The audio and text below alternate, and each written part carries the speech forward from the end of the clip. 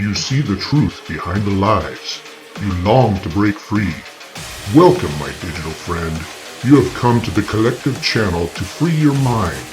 Are you ready to exit the matrix? Yeah.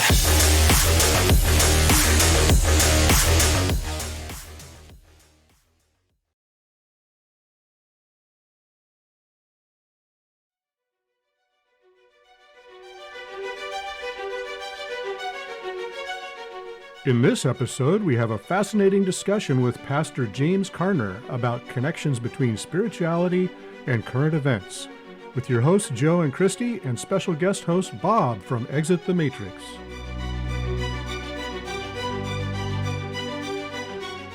Elevate your spirit and support Our Twisted Universe at asaricrystals.com. Hello, human. Hi, and welcome to Our Twisted Universe. Today we're going to be talking with James and Bob. Hi, guys. Hey. How's it going? Good. How are you? Good. Good So, to see you guys. what was that? Good to see you guys. Good to see you. So I've been scrolling through TikTok and I came across James, and you have some really interesting topics that you've been discussing. And I was just kind of wondering how you got started on your TikTok channel. Back in high school, I was in a band and I wanted to be a rock star. And the singer of this band was all in conspiracy theory nut job, right? And I wasn't awake then. And every time when we'd have downtime not playing, we'd just be discussing things. He would be telling me about books like the book from Bill Cooper, Behold a Pale Horse. And I'm like, well, what is this? He's like, here, read this. And after I read that book, I kind of like had that moment where the whole room goes back and farther away. It's like I'm 18 years old and my whole life crumbled before me. Are you telling me that like everything is corrupt, like every city, everything all around me? And he's like, yep, it is. And then I started doing some deep dives, and him and I were sharing research back and forth as we were in this band. And then the band broke up, and I started just continuously trying to uncover as much information as I possibly could. And from there, I developed a lot of research into with AOL channels back then, because that was in the mid 90s. So back then, there was a lot of people who were sharing information that wasn't being censored. So we were all recording and cutting and pasting, recording and keeping and grabbing all of that information up until 2001 when 9/11 happened. And that's where I immediately, was telling everybody in my family while they were all glued to the TV for 6 months straight. I was saying, this is all on purpose. And this was all done by, and then I was pointing out who, and they just thought I was absolutely insane. So after that, I just kind of like took a step back, built a website, started putting it all up on the website, and just not really telling anybody around me because no one would listen to me anyway. And then I noticed that my website, because I'm pretty much a tech geek, but my website was getting like 50,000 hits a month, and I wanted to find out where those IPs were. And it turns out 49% or 49 out of the 50,000, 49,000 were all the Pentagon. So that's when I knew I'm being watched. And my website was a threat. And when anytime I ever mentioned like Jeff Rents or anything else on my website, it would get like shut down for some reason. And so I was fighting back and forth with the hosting provider, had to move my website 3 or 4 different times until I finally found a place where nobody really took me down. And then I just kind of decided to take a step back after I had a son. My son was deaf and autistic, and that took most of my time. But during then and building a business, I was continuously researching. And it wasn't until last year where I got the okay from my prayers and my God up above. He said, okay, now's the time. Go ahead and start spreading all the stuff you've learned. I go, okay, open up a TikTok. Immediately within not even, 2 weeks, I had 25,000 viewers. And I was like, I don't know, is this good? I have no idea. And then all of a sudden it just started to snowball. And people now are asking me all kinds of questions like, when's the world going to end? Who is this? Who is that? And it's really hard to answer their questions because I don't even know, but I do know who runs the world and what their agenda is. And thanks to all the research and the time that I spent on doing that, I became I would say an amateur private investigator. I'm able to uncover things that people haven't. I was the person who uncovered who Q really was, the first Q on 4chan. Then I uncovered who the second Q was on 8chan. And I've been able to uncover all of this stuff using discernment, using prayer, and my research capabilities. And here I am now spreading the truth. And I have a podcast called Cause Before Symptom on Podbean, and everything that I put up on TikTok, I put there on a more serious note, and it's been growing ever since. That's amazing. Yeah. Thank you. Bob, what got you started on your channel? Well, honestly, since about beginning of my freshman year, I started really getting into researching everything that was outside the box. I always was just totally fascinated with, anything that was out of the norm, ghosts and UFOs. And, I actually did, my sophomore year, I did a project on the Bermuda Triangle for my English final, and everybody's just sitting in class, like not knowing what in the heck I was talking about, and I was doing a whole long project about the Bermuda Triangle. And, I was already reading books and into mysteries like that, studying the Bible code. And I was reading Nostradamus and Edgar Casey and pretty much any of that type of stuff I could get my hands on. So been ever since then till now, just all those fringe things you can imagine in ancient history, and just love subjects like that, and connecting the dots. That's my favorite thing to do, because I study such a vast array of things, and then I like to pull up high and then kind of look at it all and start to connect it, and I don't know, that's what I enjoy doing. So I'd say I started my Exit the Matrix Facebook page probably about roughly 6 years ago. And it's always grown pretty steadily, and except up until the last 2 years, it's been pretty limited. So we've been kind of stale there, but I've been starting to work on a YouTube channel also. So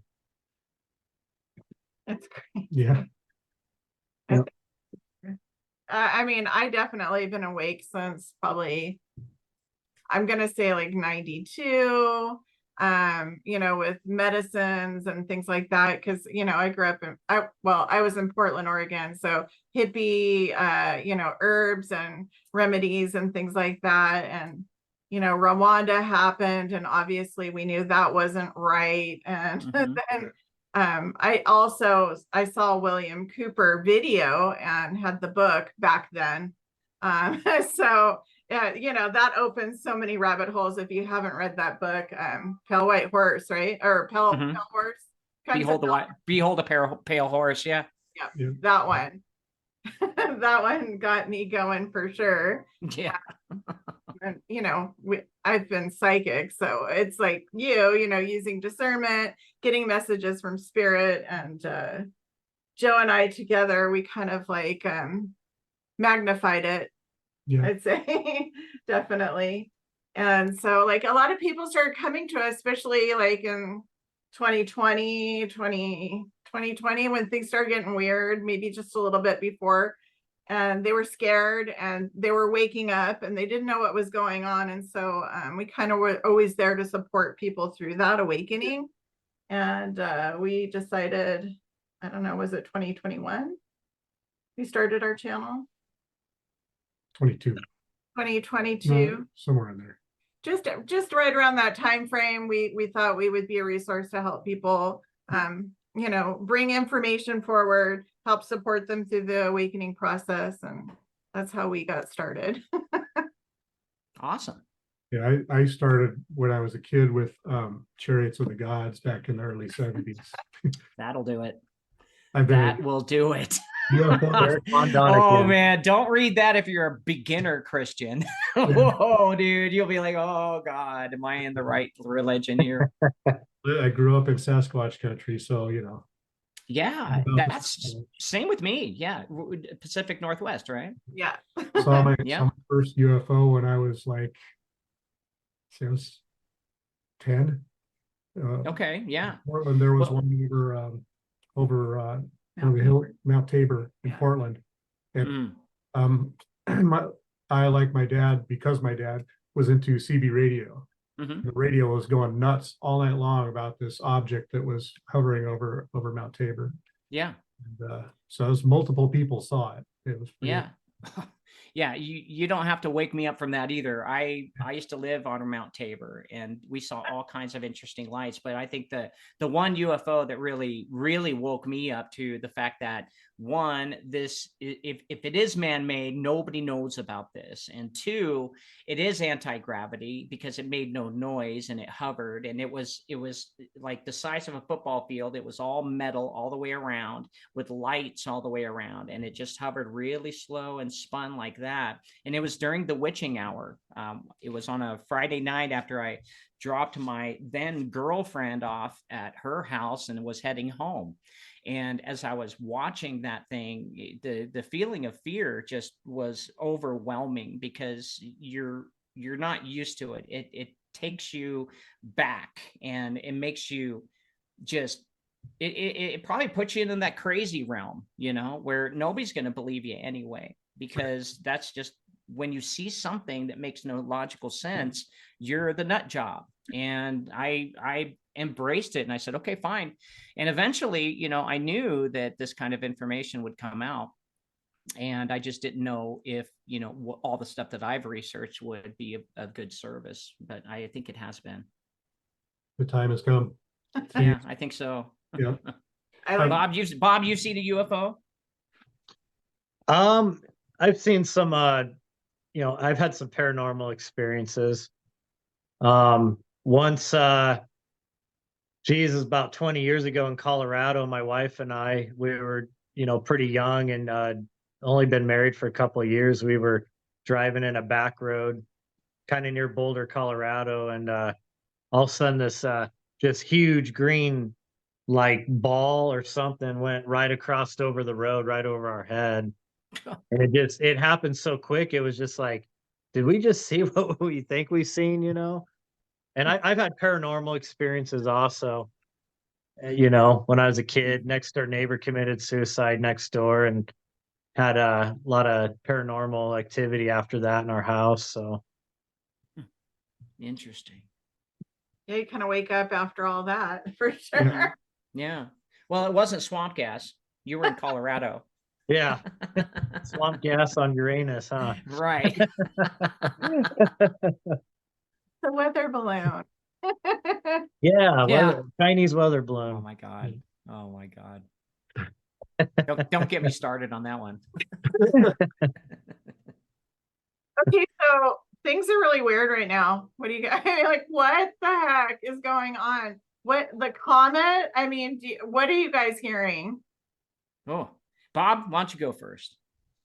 Are you talking about the upcoming Oh, sorry, the eclipse. total The eclipse? eclipse. Yes, that's what I meant. Yeah. Yeah. I was like, oh, there's a comet too. I'm gonna have to Oh, it's the process that eclipse. one. Wouldn't be surprised. Yeah. Well, I don't know if you guys follow the Health Ranger Mike Adams on Rumble at all, but he made a good point today. I was watching a video of his, and he was talking about how crazy it is in Texas right now. How some of the counties are like telling people to like stock up on like survival supplies and food and stuff, and and he was talking about, he's like, what is with this, like a total eclipse that's going to last maybe 2 minutes, and all this talk about needing to stock up. But he started digging into the science of it, and he was saying that the gravitational pull that the sun and the moon have on the earth, well, when they line up like that, it can like cause possible issues with the earth, with our electromagnetic field and such. Mm-hmm. And that I get he thinks what they're truly worried about is that there could be earthquakes caused by it, because with the shifting of the electromagnetic field, with those being, with those two planetary bodies being lined up, that it could allow some of the plates that are typically kind of held in place by gravity and such, allow them to be able to move around a little bit, and that could cause earthquakes. So, I mean, I thought from a scientific point of view, that was a pretty good explanation. It could explain why they're kind of acting weird about that, but that's all I know. Anything past that, it's just speculation at this point. Well, the exact same thing happened in 2017, 7 years ago, right? Mhm. So, and it crossed another part of America, and I actually witnessed it myself. But one thing we did not witness was any collateral damage after. After it was Mhm. done, everyone packed up and went home. They were just camping, watching it. Now, we can't say that this one is more powerful. I don't know. I haven't done any research on that. But what I can say is what is it? Imran Rakam, I can't remember, Obama's right-hand guy, said, never let a good crisis go to waste. And so this would be the perfect opportunity for HARP and energy weapons, earthquake weapons, all the stuff that we've had since the 60s, just to, let's say, I don't know, stop an election and declare a national emergency, do cleanup, and we'll worry about the elections later. We've got a problem here. And that's kind of what I'm envisioning, is seeing that it's going to be used as an opportunity for the elite to continue to keep the control mechanism going. I do, if you guys don't mind, I do have actually another thought on this. This is kind of from the other day. Apparently Russia has successfully launched satellite EMP devices.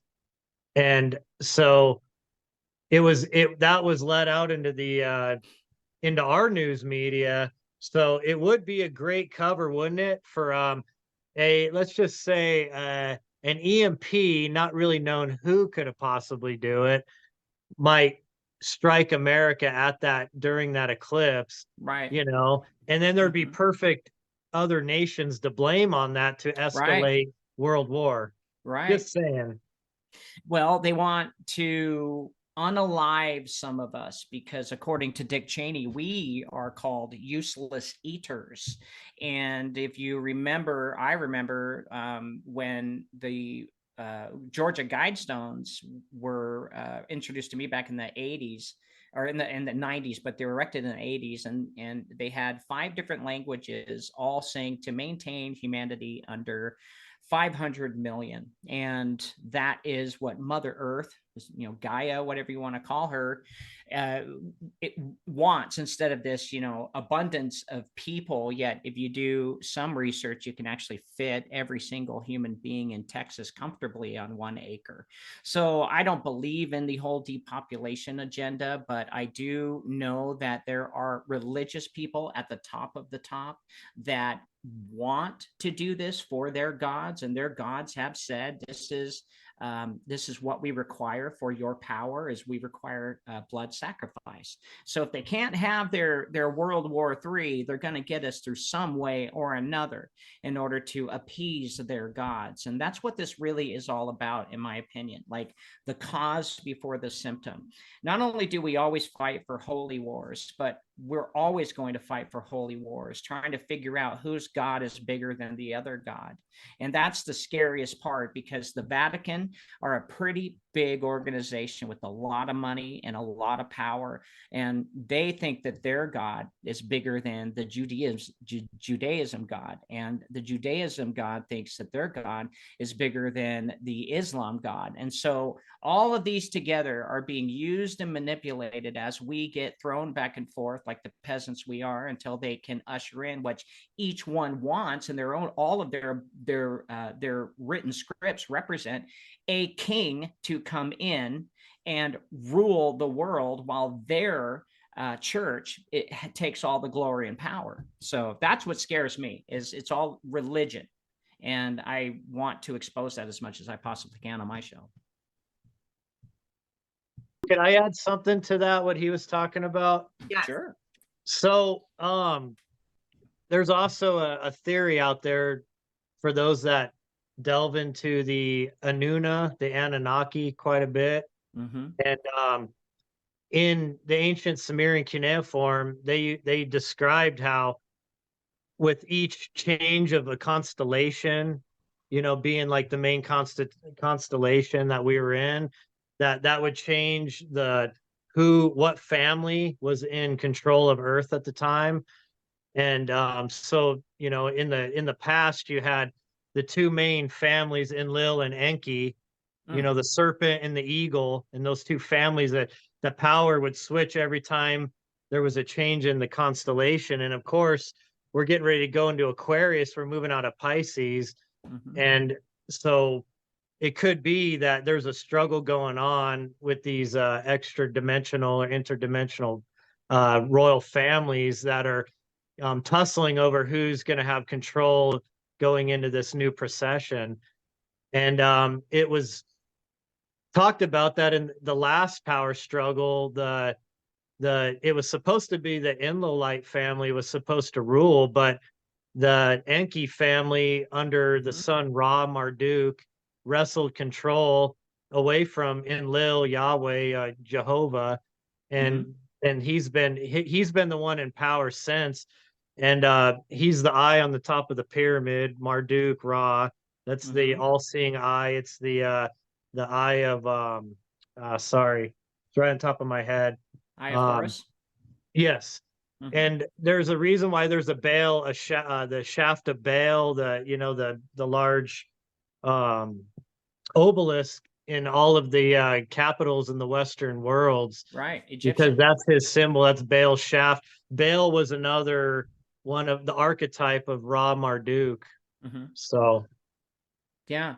And again, that's religion. And I'm so glad you mentioned the two families, because that's in the heavenlies. There are two families that are fighting it out. And on the earth, there are two families that are fighting out. In fact, 500 years ago, I uncovered a ritual that happens every 500 years. It's called the breaking of the spears. And there are two families that actually run this whole entire world for their interdimensional beings. You can call them fallen angels, call them ETs, whatever. But these two families believe in them. They talk to them, they worship them, and they do what they say. And the two families are the Orsini's and the Breakspears. And 500 years ago, they were called the Welfs and the Ghibellines. And 500 years ago, they were fighting it out. And it was the Breakspears who were the ones who controlled the Dark Ages. And the Orsini's are more of a progressive family. They like to go explore. And the Breakspears are more of a conservative family. They like to usher everyone into their peasant cities and leave the forest alone and let Earth regenerate. And that's what's happening right now. Again, the Orsini's are being taken down by the Breakspears, and the Breakspears are going to usher in a new, quote, dark age. And what that looks like, it'll be technology running things for man. Man will be again unalived to where there's 500 million, and we will be in smart cities, and it will be illegal to go hiking, camping, hunting, any of that stuff. And that's where I think is happening right now, is the breaking of the spear ritual, where Pepe Orsini or Domenico Napoleon Orsini is going to break the spear and hand it over to Henry Breakspear, who is the leader of the China-Russia BRICS campaign. So it's really two financial systems. They're fighting it out. The Orsini's control the Federal Reserve, and the Breakspears control BRICS. And from when I did an interview with Russell-J. Colin Gould, who uncovered the real information on who controls America, he was the one that was telling me that what we're witnessing is the power and money is moving from the west to the east. And so that is the rise of the dragon. That's what we're seeing. And I'm just trying to put all of these puzzle pieces together to get everybody ready for the next, world order, because there's always been a new world order. These families have always ran the world for thousands of years. So all we have to do is recognize, oh, okay, it's a prison system, and try to figure out how we can break out of this. Yeah, it's Yeah, an existential crisis to realize that everything you know is a lie. Yeah.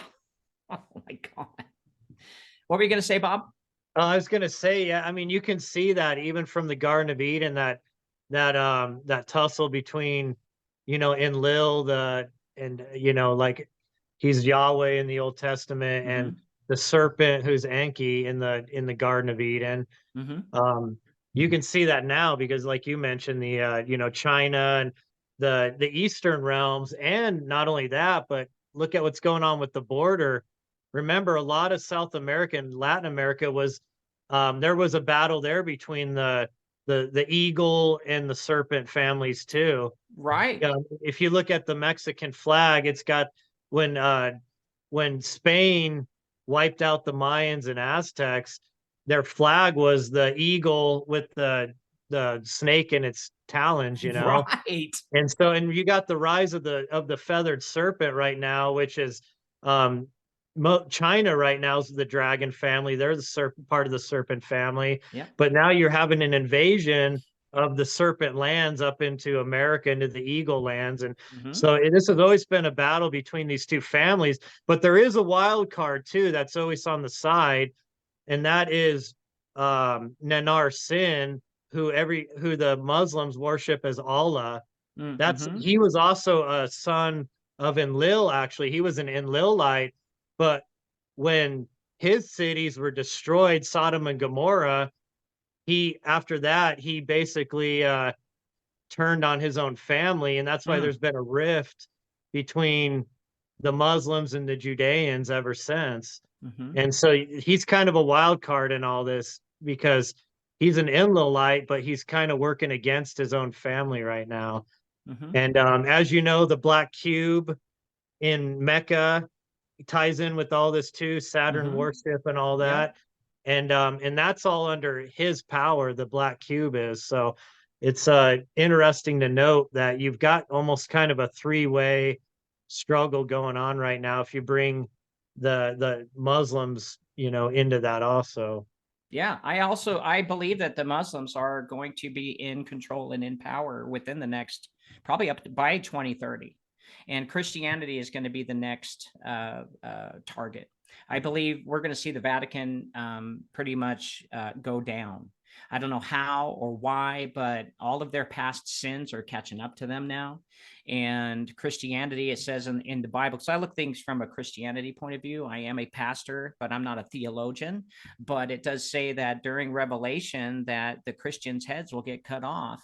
And there's only one religion out there that actually states how they do it through their Muslim sword. I forgot the name of it, but I do believe if we are coming into what would be considered the Christian tribulation, then it would make sense that the Muslim faith would rise up against the Christianity faith. And I believe that Christianity is already on its way out the door anyway. A lot of people are moving away from religion altogether and moving towards a more of a Gnostic belief system. So it's very interesting times we live in. Whether we're in the tribulation or not, I could not tell you, but I do know that there is a fight for our worship, and you could call worship actually job, us doing a job.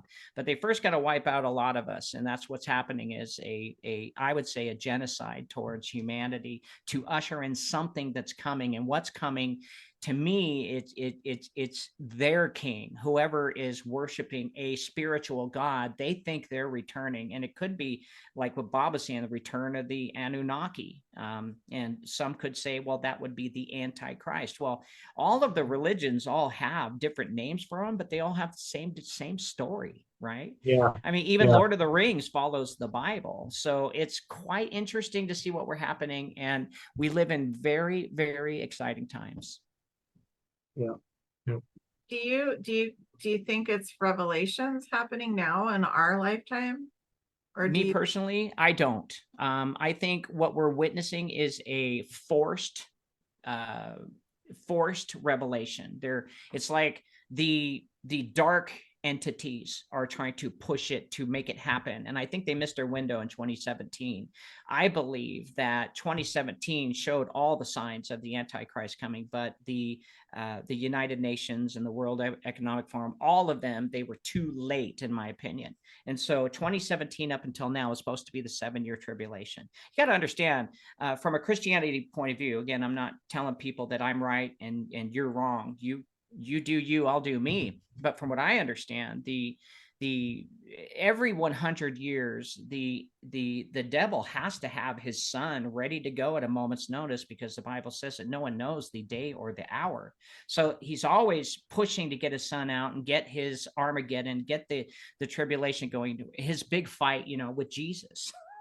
And so I think they're forcing it now, and they're too late. And so we're just going to see them have a temper tantrum between now until 2030, till the Breakspears finally take control. And then what that will look like is a world without oil, a world without other kinds of technologies that pollute the earth. So that's what I see is happening. You're saying our technology is going to collapse and go backward, or no, won't collapse, go backward. It'll be more towards in the cities and used to do agriculture, but not human beings.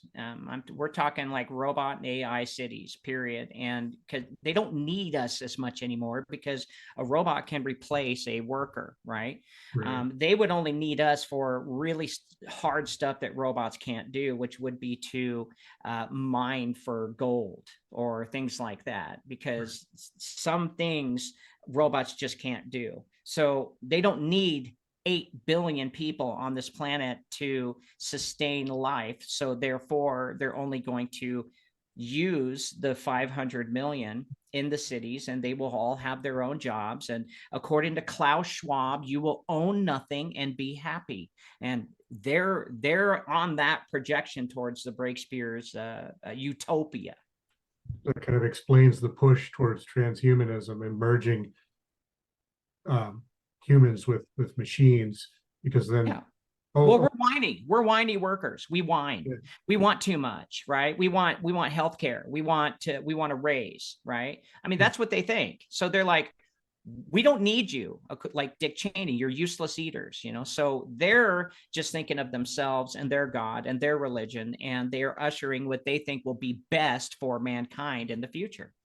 But the useless eaters, I think that I'm not a student of the Communist Manifesto. I've never read it, but I've heard it used in context with that Marxism term. And it's interesting.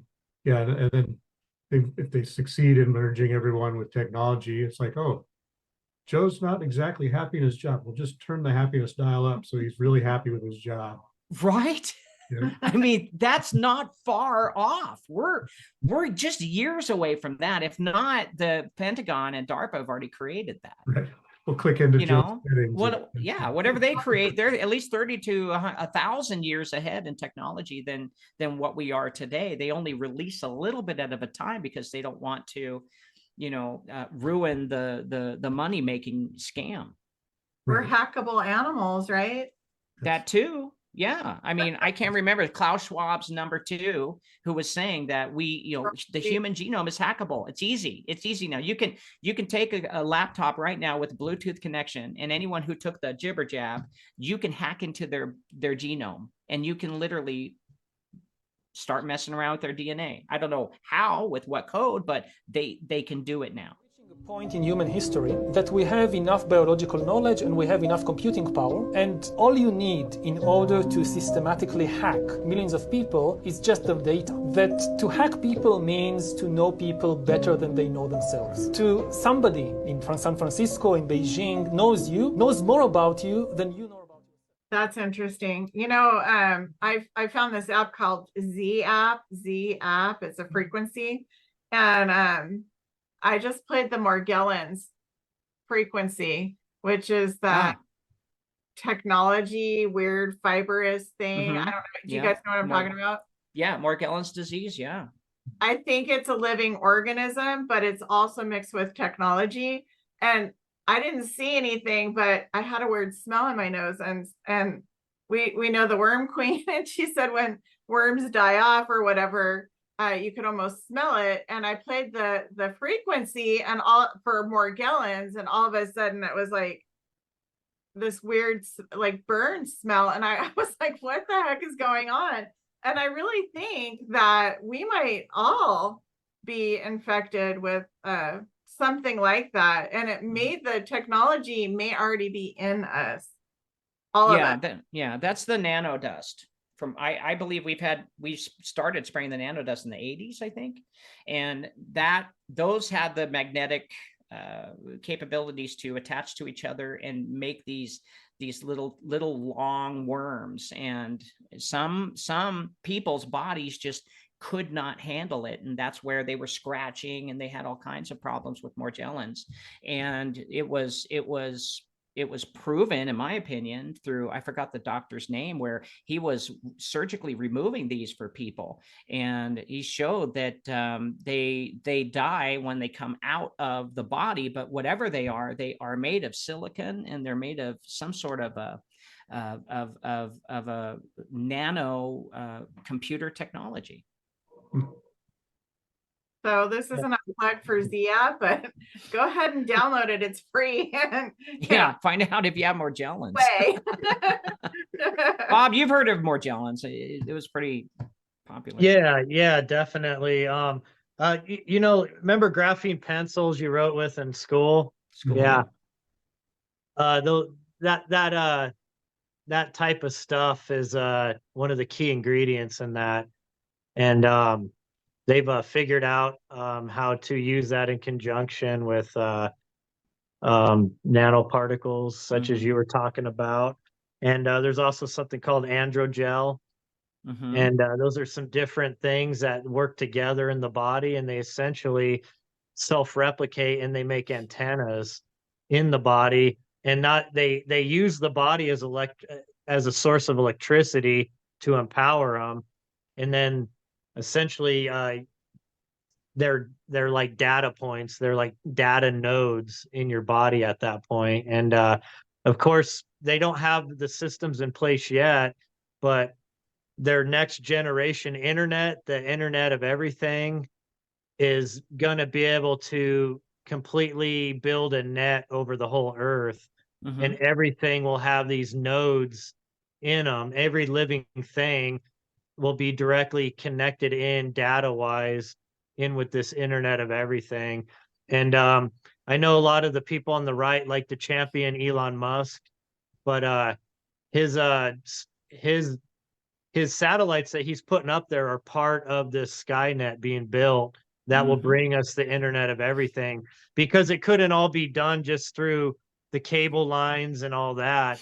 This has to be a net built over, you know, the earth, if you get my meaning on that. Yeah. So I agree 100%. Yeah, the nanotechnology was just in the 80s and 90s was just the beginning to see what it will do in the human body, to see who will accept it, right? And they have to slowly put it into our food stream and into our bloodstream in order for us to get used to it and allow our bodies, you know, and our future generations to get used to it. And I do believe that the vaccine, which is just an experimental mRNA drug therapy, gene therapy drug, that also had Bill Gates patented 060606, and that had an actual actual processor and an antenna. So I think they are now at the point where we all have our own IP address, a walking IP address, and that information is being fed into a little tiny hard drive, a little tiny solid state hard drive that was assembled together through this nanotechnology. And that is going to bring in the carbon tax credit system, where if you are against the government, they can, you know, turn your credits down and make sure you don't make enough money. And that's a whole another rabbit hole to go down. But I think we have the technology now to be walking computers. Yeah. I would contend that we are at least part of the way into Revelation. Because the reason I say that is because I've been doing a lot of research on the image of the beast. where it talks about how mankind was basically tricked to worship the image of the beast. Right. And so a lot of people don't realize, they think the beast is, Lucifer, Satan, but the beast is man. The man is the human avatar is a lower dimensional being. It's a vessel that allows the spirit from a higher realm to come into the third dimension. So when we come into the human body, we're essentially immersed in with the beast body, the beast system. And the reason I say that, we are the number of the beast. It even says, the number of It's a number of man. the number of man Yeah. is the 666. beast is 666. Mhm. And yeah, our 6 electrons, 6 protons, and 6 Right. neutrons. And Right. so what they're doing is they're building right now they're building they're collecting data on us right now, like, all these social media sites, anything that you're tied into, they're collecting data on you 24/7. Well, the reason they're doing that is because this AI supercomputer that's powered with quantum computers is collecting all that data. It is building a consensus of humankind. It's like becoming like a hive mind of humankind. Mhm. And it's and those quantum computers can they're just like string theory, where you can have one particle on one side of the universe, it can Mhm. connect with another. And these computers do that, but they can connect into other dimensions. So I question if that allows portals where entities in other dimensions now have access through these quantum computers into Mhm. this AI. And what they're essentially trying to do is they're trying to build a new god to rule over man, and that will be this AI supercomputer god. Mhm. And right now they're just collecting all the data on humankind to build that mind, that super mind. And then that's where they'll get people to worship the image of the beast. Our bodies being the beast, the 666, but Mhm. it's an image of us. It's like a artificial, copy of us, but it's being super powered, like a god, Mhm. having the ability to, with the internet of everything, once that's all running live, they'll be all connected into all of us, and we're all connected into this hive mind supercomputer. And Mhm. at least that's my theory.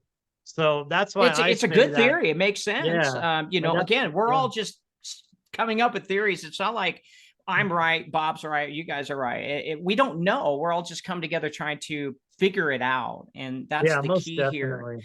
But when you were talking about that, I mean, wouldn't it make sense? And going down your theory, Bob, is they do have electromagnetic frequencies where they can actually, now they have a van can park in front of your house and put a thought in your head. Mhm. They can do that now. Right. Whether they can read your thoughts, I'm not sure, but I know they can actually create a voice where you can hear God. Okay. Now imagine the AI collecting all this stuff in your social media, and it knows everything about you. It knows you were just at the dentist, and then this still small voice comes in and says, James, I just think you're a great guy. I love you.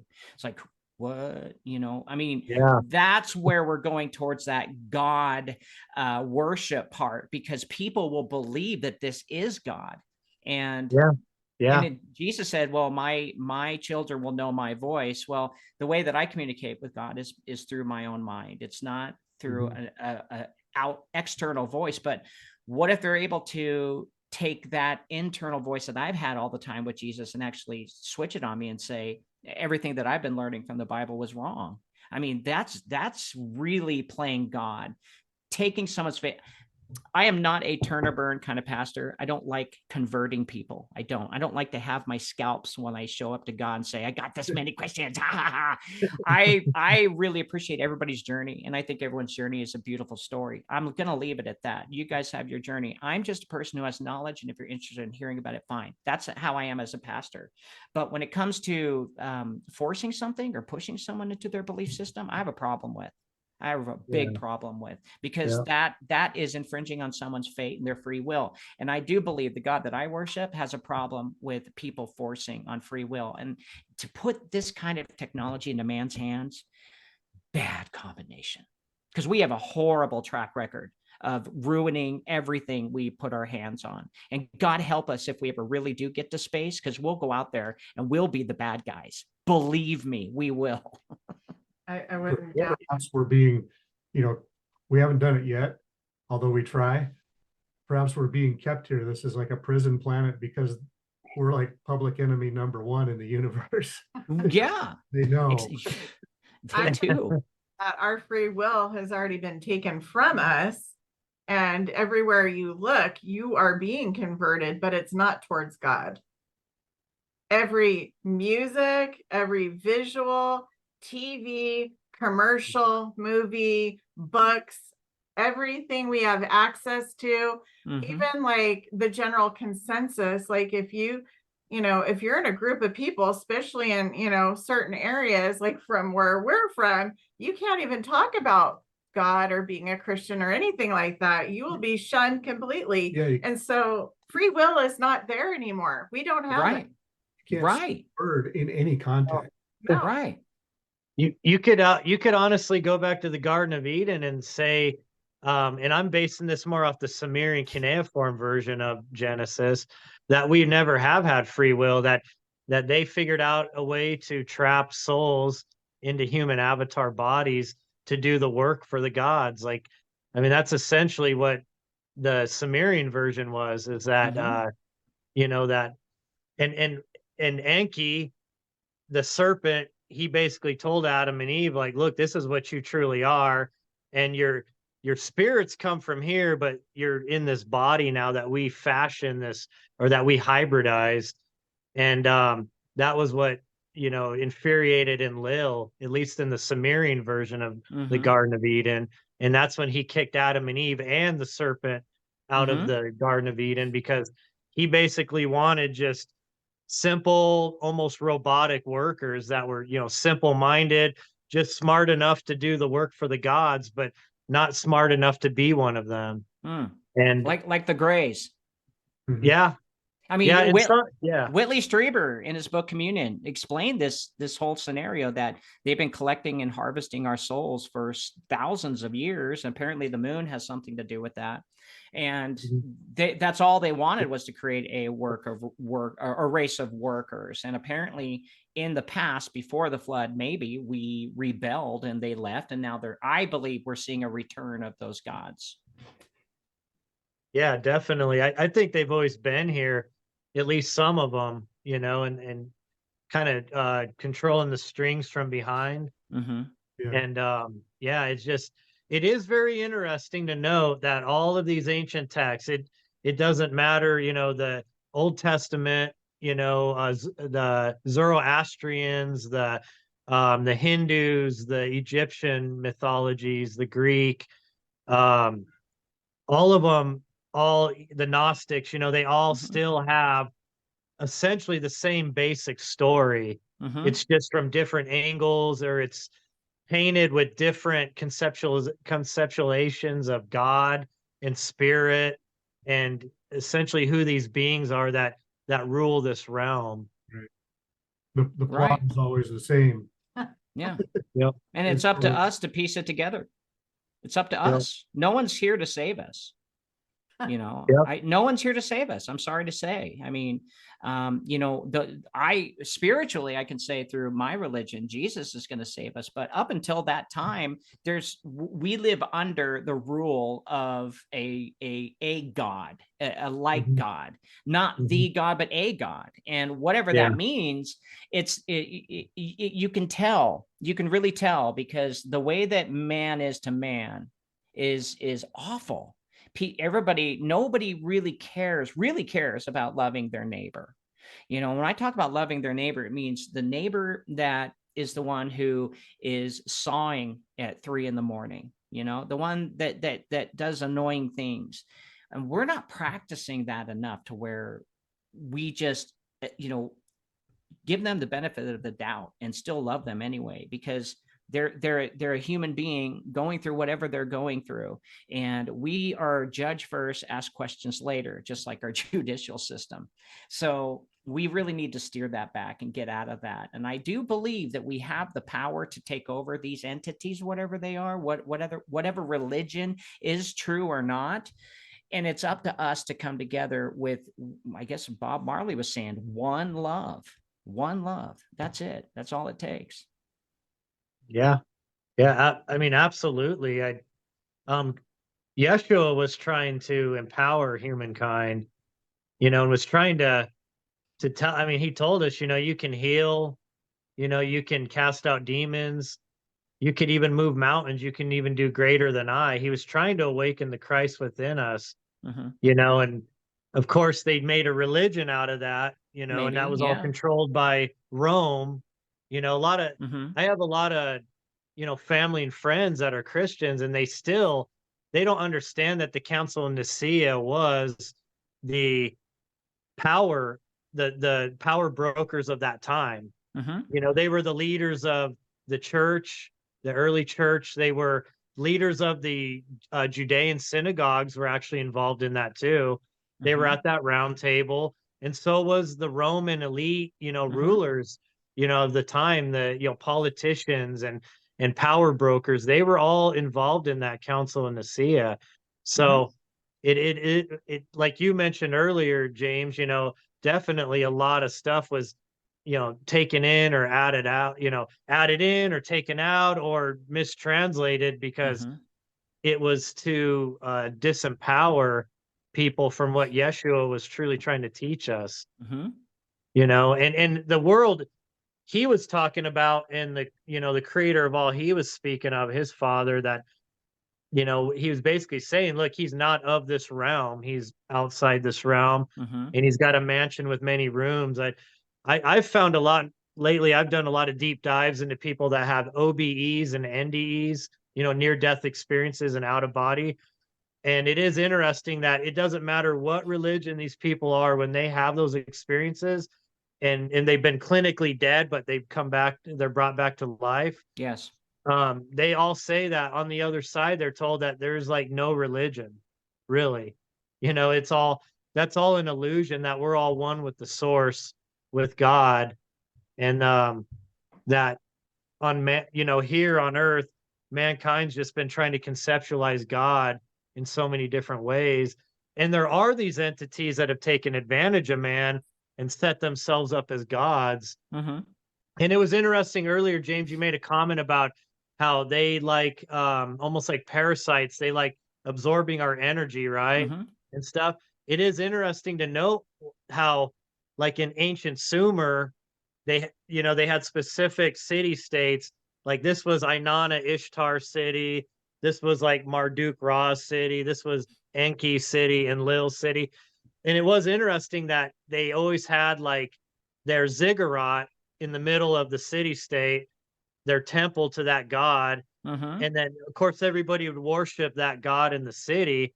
And then supposedly these gods would bestow, teachings and power and everything on this influence over the city to help it grow and be strong against its neighbors. Right. So it is almost as if these beings were setting themselves up as like gods, and they were absorbing that prayer energy.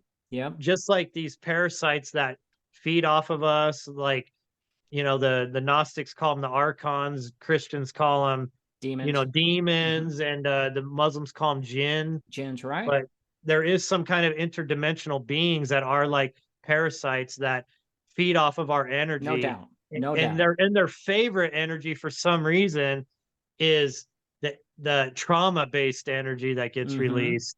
For some reason, they love that even more than like the excitement they can suck out of their football fields and all of that kind of stuff.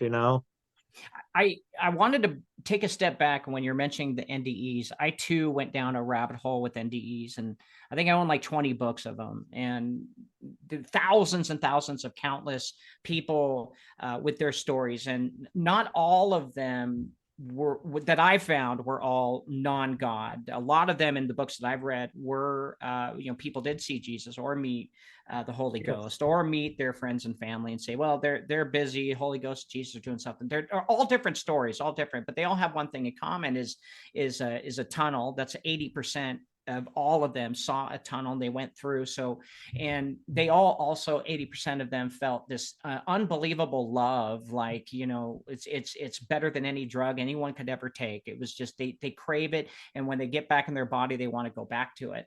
And I also do think that a lot of these books are written in the eye of the beholder and in a bias. Like, if I'm going to write a book about NDEs and my spiritual belief is Christianity, I inadvertently am going to be looking for people to support Christianity. So it's really tough to find those books that take all of that out, all of the politics out, and just focus right on to the truth to get to the heart of the data. And I'm a data guy, right? Which is bizarre because I think I'm on the low spectrum or high spectrum of autism, but it's all about the bias. And we should always, when we get information, we should really read it and find out if the author has that bias, and then go, okay, cool.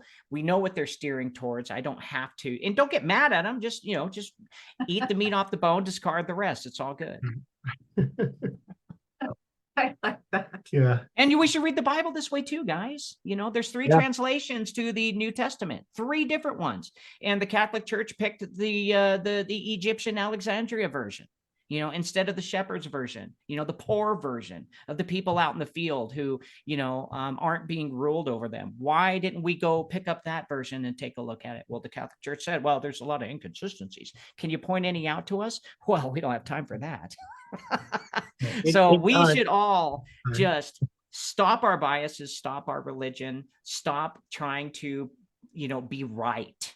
Because we're all wrong. If the truth really is subjective, if the truth is subjective, then that means I'm wrong, you're wrong, Bob's wrong. We're all wrong. We're all wrong. But the good news is we all have that one love to come together and try to find out, well, what is the truth? And that's what brings people together. And that is, in my opinion, loving your neighbor. Yeah. I think that's why we're such a pain in the backside to these the ones that want to rule over us. Yeah. Because humans are very curious. Yeah. And I think that's one thing that is been maybe either the downfall of humanity or the positive of humanity. The dual, I guess you could say it's dualistic, because we get ourselves into a lot of trouble because of that. Mm-hmm. But our curiosity is also what makes us always search and want to know things, Mm-hmm. And so we will always perennially be a problem for them because of that, unless they can just totally figure out a way to entrap conscious energy into their metaverses and stuff, which is what they would love to do. Oh, yeah. Build a matrix within the matrix, Yep. And I think they hate the fact that some of us just cannot be controlled our thinking. Yep. Why do you suppose we're like divergent? Like, why are we so left to bang with all that? Like, some people are just, we have that knowledge. Do you think it comes from like a spiritual connection, or do you think that it's, just where you were brought up? Or, I mean, how is it that all of us in different parts of the country all kind of feel the same way about that? Yeah, And I meet people that try and relate the other ways, and it's like gibberish to me. I'm like, how does that make sense to you? That's my question.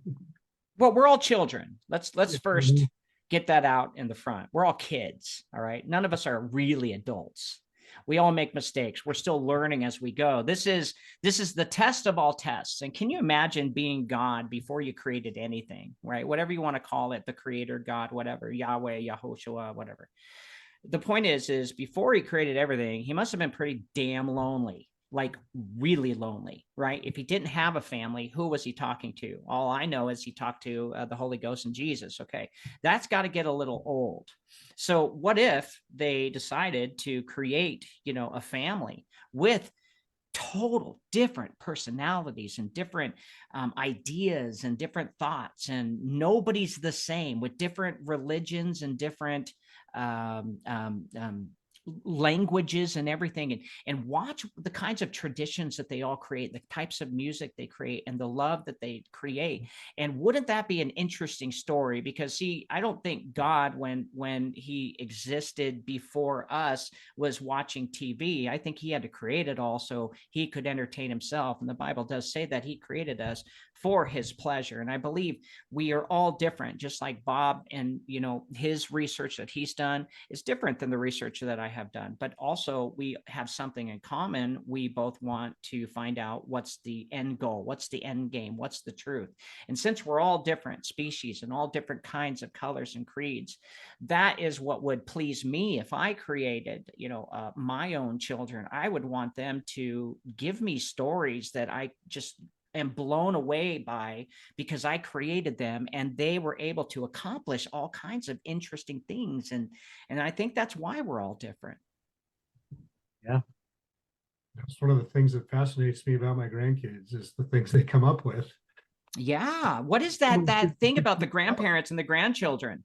They are just like, they're googly eyes over those kids. But when us as parents with our own kids, we're very strict and we're stern, and we're, and the grandparents are like, come on, kids, and hand them a big bag of candy and say, I'm going to get you so hyped up by the time you get home, your parents are going to hate my guts, but we're going to be best friends. Why? Okay, time for home. Here's your bag of dextrose. Exactly. It's like, What would you guys suggest that people do right now to be prepared for the upcoming changes? Like, how do we go about our day without being sucked into all the drama and all the fear and all that? What do you do to get through the day? And what would you say to our viewers to help them through these times? Yeah, Bob, you want to answer that one? I'd say build that connection with the source, with God, and come into your own power also. We're in a time when we need people, we need healers, we need prophets, we need leaders, true leaders. And so obviously not everybody can fill all those roles, but in your own way you can do things, and I think definitely also searching out that Christ within, because remember, we are the children of God. We're the sons and daughters of man, and we're the sons and daughters of God.